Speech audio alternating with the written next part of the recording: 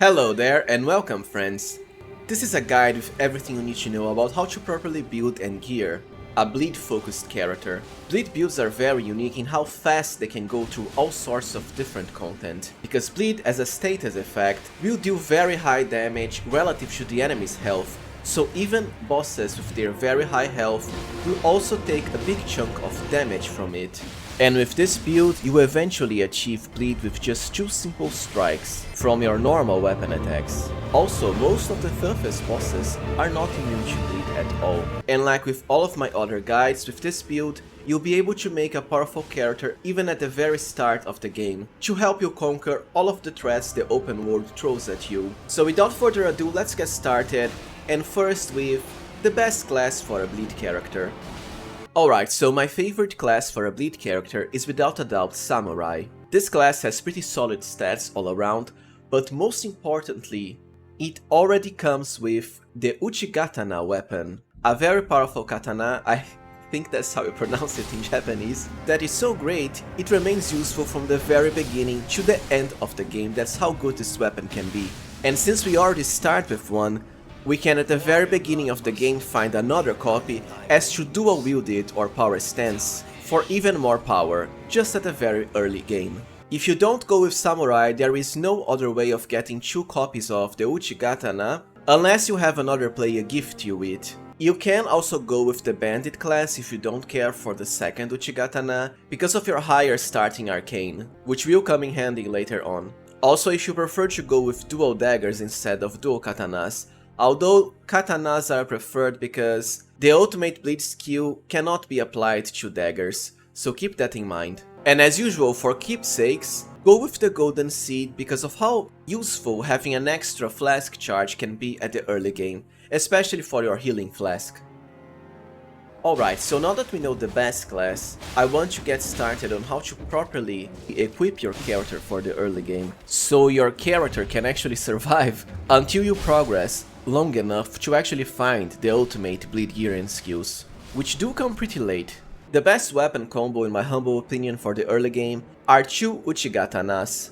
One of them you already start out with as a samurai. Your Uchis deal pretty high damage, are decently fast weapons, and already come with bleed by default, which you can then increase later on. Getting your second Uchigatana is super simple, and here's how it goes. You have to go to the Death Touch catacombs, easily accessed through the Saint's Bridge Grace, by just heading west and climbing the cliff path over here, and you'll soon reach the catacombs. Once inside, go down the stairs, jump over here, and go north. What you want to do is enter this little path. Now go here, and there we go, the Uchigatana right at this corpse. Now that we have our 2 Uchigatanas, the second part is empowering them with a very nice Ash of War, as to both increase their blood loss build up 79 here, and also for a pretty nice, decently ranged skill, Bloody Slash. Whenever you cast this, your character will send a big slash of blood towards the enemy. You don't have to be super close, there is a certain range to this skill, and the damage is pretty great at the cost of some hit points and FP. This skill was nerfed in one of the first patches of the game, but it is still pretty nice actually. And it can even hit more than one enemy if they are stacked close together. Most importantly, through Bloody Slash we can add the blood upgrade to our Uchigatanas, which results in a massive increase to blood loss buildup, from 45 here to 79. Now to find Bloody Slash, you have to go to Fort Height, to the east of the starter area of the game. Right, so once you arrive at Fort Height, you actually only have to fight a single enemy. So enter the fort, head straight for the stairs, then climb the other stairs here, keep going up, avoid the flask throwing enemies. The enemy we have to defeat will already have aggroed us, so enter the tower and start climbing the stairs. You might have noticed that the knight has already started following us up the ladder, which is fine. Now as soon as you reach the top, an easy way is to just summon your triple wolves, who are the starter summon. They can easily take all of the aggro away from the knight. After that you can easily backstab the knight, and your wolves will probably easily handle him. So here we are, Ash of War Bloody Slash. Alright, so after getting a single Bloody Slash, well, we actually need a copy of it so we can equip it on both our Uchigatanas for way higher bleed. The easiest way is to buy a Lost Ash of War right here from the Isolated Merchant in the southwestern part of the Weeping Peninsula region. So just grab your Lost Ashes of War for 3000 souls, choose Ash of War Duplication at the blacksmith in Round Table Hold, and select our Bloody Slash. Alright, so now that we have the best of the early gear to easily help us reach the late game, let us talk about the ultimate bleed weapon and skill. First we have, of course, the Rivers of Blood Katana. This weapon inflicts both physical and fire damage by default, so pretty nice, and has both dexterity and arcane scaling. Most importantly, its unique skill, Corpse Piler, is absolutely busted. Whenever you use this, your character will start to slash the sword in very wide arcs ahead of you, so it does have some range, and you can keep chaining the slashes for quite a lot of time. Each use costing FP though, so be careful with your FP management. The slashes don't just deal damage, they also inflict bleed, which is perfect. And of course, this weapon, just like the Uchigatanas, also has default blood loss build up.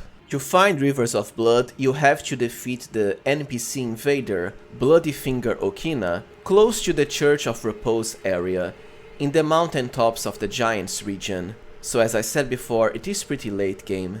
Now it is important to note that after you defeat the boss of the area at the Forge of the Giants, you won't be able to be invaded by this NPC anymore, so be wary. The only way to get this sword then is by having a friend gift it to you. On the other hand, I'll soon show you that dual occult Uchigatanas are also very much viable and super powerful for the late game as well.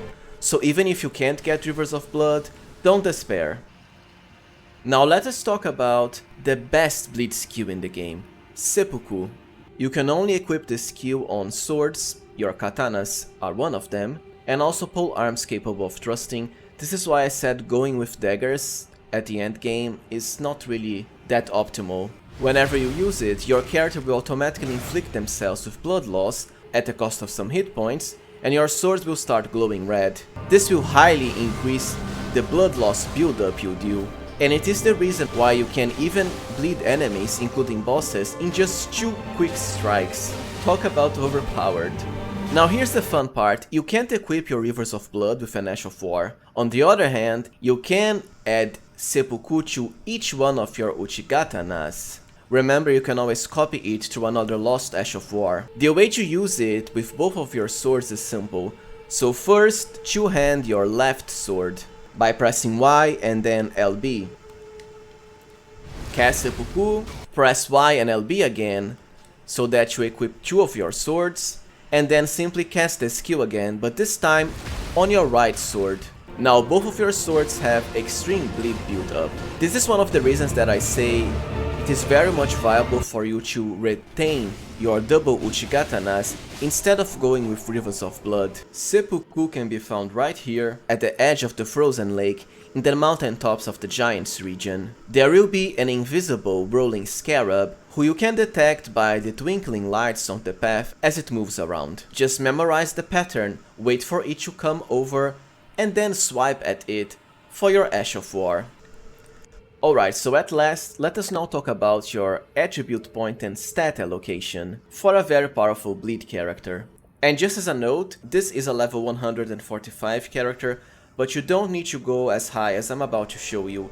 Honestly, Arcane is your most important stat out of them all. It will not only contribute to damage because of either bleed or occult scaling, but also serves as a way to highly increase your blood loss build-up. For Arcane, you can stop at either 50 or 60.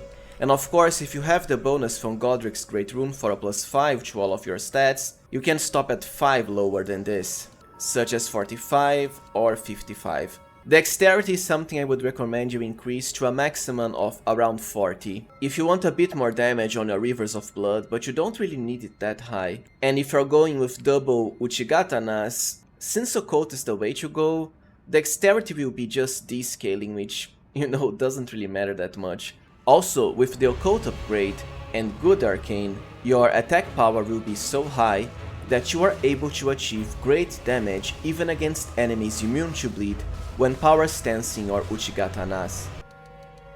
Vigor is always important to give your character more hit points, thus letting you make more mistakes and still survive. The soft cap is 60, but going that high might be beyond the points you have for your character, so I would consider staying at the very minimum at 40, but around 45 to 50 to be safe. As far as Faith, I do recommend you get some points into it, just so you can cast the very powerful self buffs, like Flame grant me strength, which is amazing for your weapons, and also Golden Vow. Please remember to check my How to Min-Max Damage guide linked to the side here, so you can know all of the different ways you have of increasing your damage in Elden Ring. The rest of the points are certainly up to you. If you want to spam a lot of Corpse Piler, the special skill from Rivers of Blood, then you might consider investing a little bit more in Mind for higher FP. Endurance of course can also help as to increase your max equipment load, but I personally prefer to just use the Winged Crystal tier. Strength isn't really needed at all. Now before I end this guide, let us talk about the remaining gear we have. So the armor and also the very important talismans.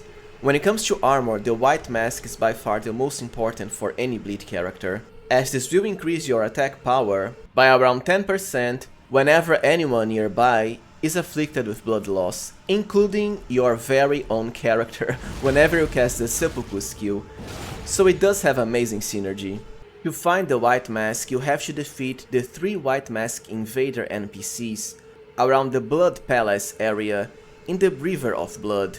Unfortunately, if you defeat the boss, they won't invade anymore, just like with the Rivers of Blood katana, so you'll need someone to give this item to you. The other armor slots are really up to you, and remember, if you don't want to go with heavy armor because of the weight, there are other ways of highly increasing your damage negation as well, as I have already covered in my How to Tank guide, linked to the side here and down below in the video description. This way you can always go with whatever you think looks cool and still retain good survivability.